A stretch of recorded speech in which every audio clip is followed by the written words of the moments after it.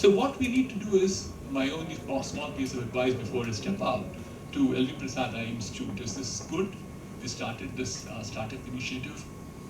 But I think there is a fairly large amount of hand-holding that's required for these startups.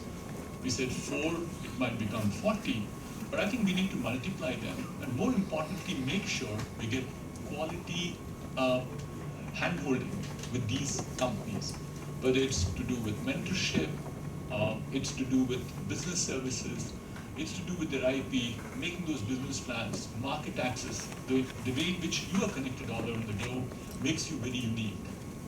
So again, thank you very much to all of you. Congratulations. And lastly, Dr. J.N. Rao, once again, I can't stop myself but saying that you have that great capability on creating an institution of global repute. Thank you.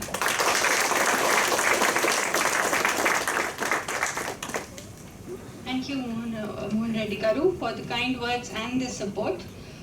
We have with us now a very special invitee, Mr. Srinivas Rao Mahangali, CEO of the T-Hub, and I would like to invite him to give his perspective on the startup buzz in India.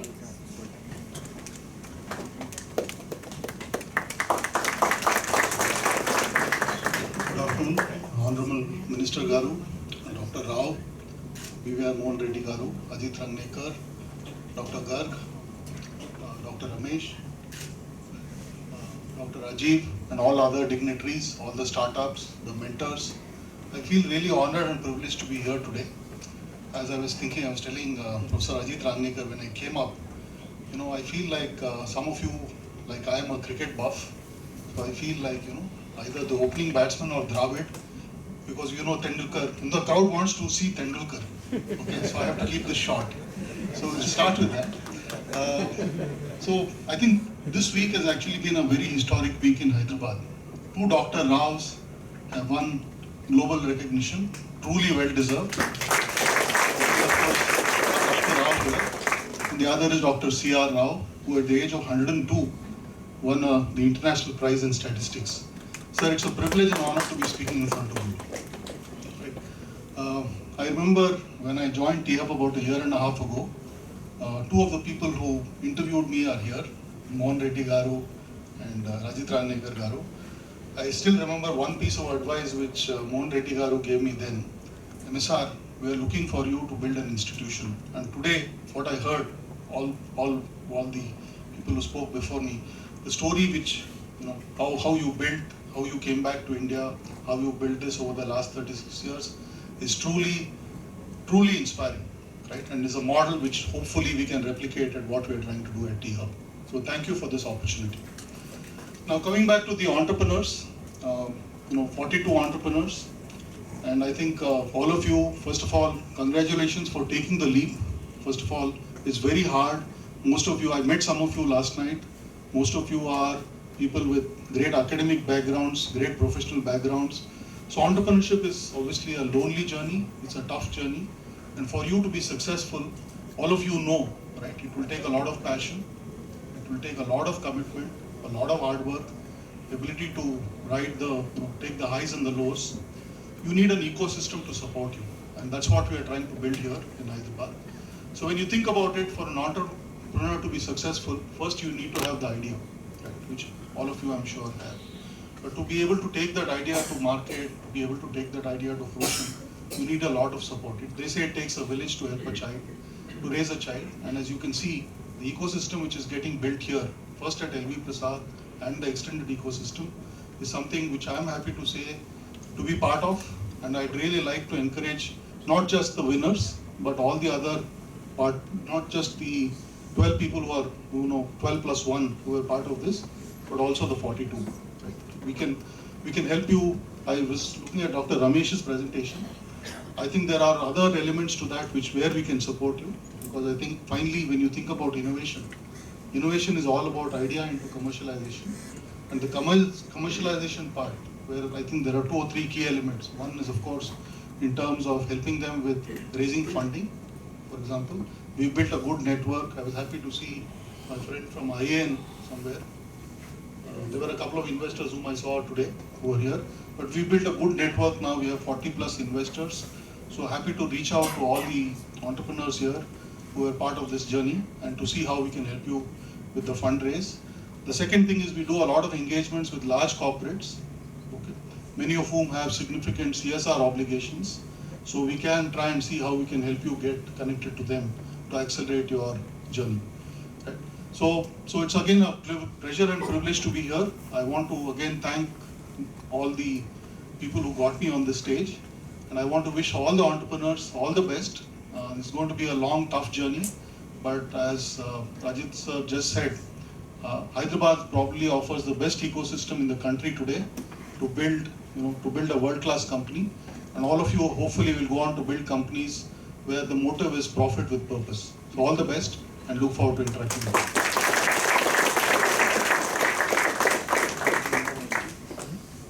Thank you, Srinivasrao Garu.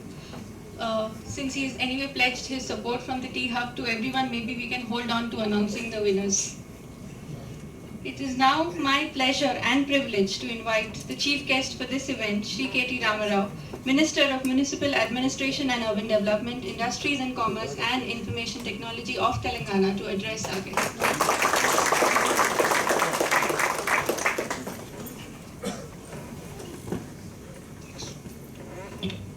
This is sort of a trick, The podium is a bit low, so they're trying to check if I actually can see it right. But you know what, I'm not going to stick to I'm not going to test it here. Dr. Rao, this is a very, very special institute, LVPEI Institute.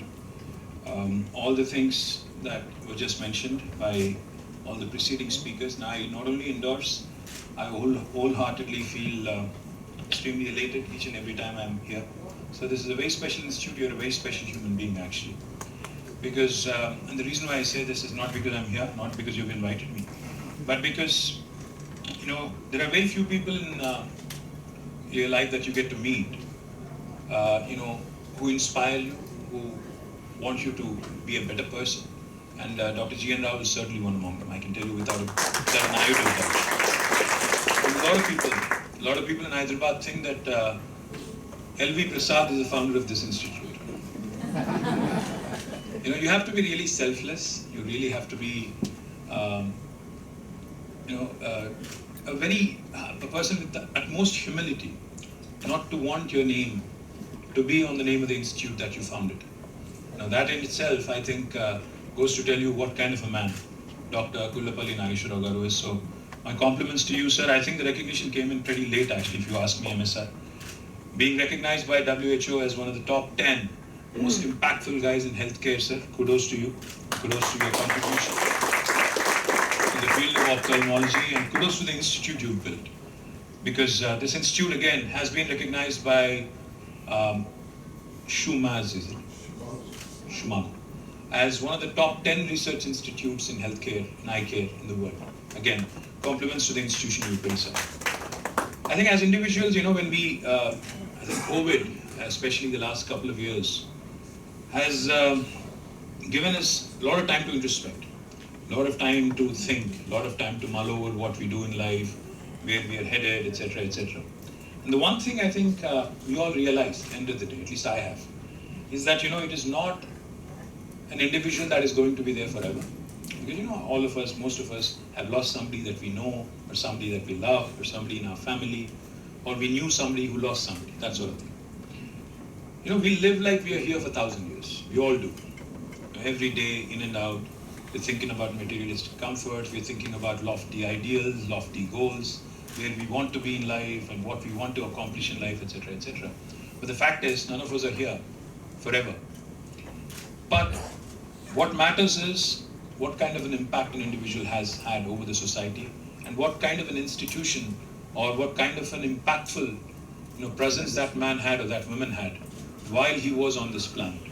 And I think truly outstanding people build institutions which outlast them. And I think LVPEI Institute is a standing testimony to that, and my compliments to the entire team. From 1978 until today, 36 plus years, Dr. Rao, you've done truly well. You continue to outdo yourself, because each and every time I see something like this, each and every time I'm invited here. I was here when Srujana Center for Innovation was launched. I was also here a couple of months ago to get my eyes tested. I've become old. I have 3 sets of reading glasses now, unfortunately. And I'm also, when Dr. KTR was speaking, I was thinking to myself, I'm a patient of diabetes mellitus, so I'm certain that glaucoma is going to hit in certain at some point in time, and a cataract is needed at some point also. I'm going to come back. But the point is, institutions need to outlast individuals, processes need to outlast persons, personalities. And that's the only way your business is also going to succeed. Now, our Chief Minister, KTR Garu, keeps telling us, keeps reminding us, whenever I tell him about something new, something fancy in technology, the one question he has, without fail, is, what is the societal impact of this technology that you talk about? Does it have a positive societal impact? Or is it just one of those fancy things that people talk about, which goes nowhere and helps nobody, but it's cool to have?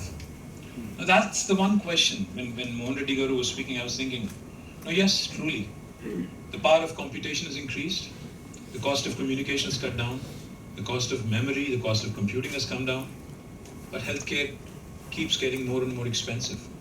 And especially for a third world country like India. I mean, we don't say it often, out of pride or whatever, but the fact is India is a third world country, where our per capita income is only $2,000. There's a huge population out there who are not privileged enough to have access to good healthcare. And of course, therein lies also a business opportunity from an entrepreneurial perspective, if you think about it. My humble request to all the entrepreneurs in this room is, of course, as MSR said, I think profit with a purpose. That matters. That should matter. That should, in fact, be the goal, if you ask me. Especially if you're an Indian and who wants to innovate in India, who wants to incubate in India, who wants to incorporate in India, and who also wants to serve in India. I think you need to have that sense of profit with a purpose. Because you can make money, in many ways. You can go out, do some real estate transactions, you'll still make money. But to be able to impact lives, to be able to deliver some good, I think it truly takes character, truly takes courage and commitment. Because entrepreneurship in India is not easy. As MS said, it's a lonely journey. And wealth creators in India are not really, those especially who make lots of money are not really respected as much as they are in the West, trust me. So the point I'm trying to make is, innovation, entrepreneurship is the only way I think this country, any developing country, any emerging economy is ever going to prosper.